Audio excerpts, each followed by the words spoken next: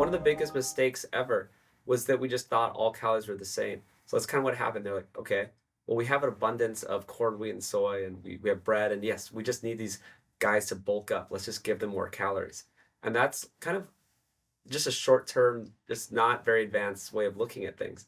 And it can work in the short term, but they didn't understand the long term consequences. And that's also what I push back against the calorie bros online is that, yeah, in the short term, of course, you can just cut calories arbitrarily and create a calorie deficit and lose weight. But that doesn't mean you're going to have long term health. That doesn't really mean anything.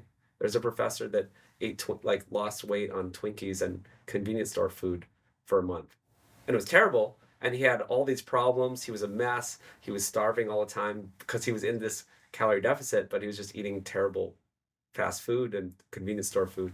And that kind of proves my point that it's like, of course you can lose weight if you just eat 1,200 calories a day, but that's the exact opposite of what you want to do for long-term health and even just to maintain muscle mass and your own health. You could be just losing muscle mass. Well, you are losing muscle mass. They do studies. They had a study. It was with like college athletes, females, and they gave one a group with enough protein and one without enough protein, and they did the same thing. They're working out the same, and they both lost the same amount of weight. I don't remember what it was. Say it was like 8 pounds over the study, but then they did a DEXA scan, and the one without enough protein, they lost mostly muscle, and the one the one with the adequate protein lost mostly fat. Wow. So this is like huge indicator of why all calories aren't the same. So level 1 thinking is all calories are the same, and it's stupid and it makes no sense. Level 2 thinking is better, and some of the calorie bros get this, is that protein calories are different from fat or carbs.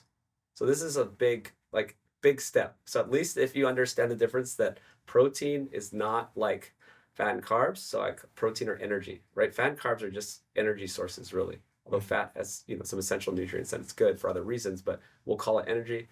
And once you separate those, then yes, if you're eating enough protein and you lower your energy, you will improve your body composition in a good way. So actually, if you zoom out to the whole population, most people are not getting enough protein and they're eating too much energy. That's kind of the problem. And I want to group in nutrients in the protein category. It's vitamins and minerals. So most people are short on protein, vitamins and minerals, and they eat too much energy. So when you say like, oh, you need to eat less, well, it's like eat less of what? If you just eat less of the same bad foods you're already eating, you're going to eat less protein and vitamins and minerals, right, and less energy. So yes, you will lose weight, but now you're getting even less protein and nutrients. And this is really bad long term. And you could see this in studies, in DEXA scans, and even in MRIs. You can look at someone's like visceral fat. You can look at their body composition. So someone who is just eating less, but not changing the composition of not getting enough protein and nutrients, they have a lot of visceral fat inside, even though they can be thin, or their muscles, they don't have enough muscle and it's just filled with fat. So I think it's really important to at least separate calories into protein and energy calories, right? And then you'll do a lot better. Then if you go further, then we start getting into nutrients and just more detailed, which I think is a lot better for long-term health and not getting sick, stuff like that. Like some of these calorie bros, I talked to them. Even I did multiple podcasts with a certain guy, and he was like sick during the podcast. And I'm like, I haven't been sick in 7 years, 8 years now. And he's just like, oh yeah, you guys, do you think, it's, that I'm just sick because he was even calling himself out. But I'm like, yeah, I do think that you're sick because your diet isn't that good and you're just counting calories.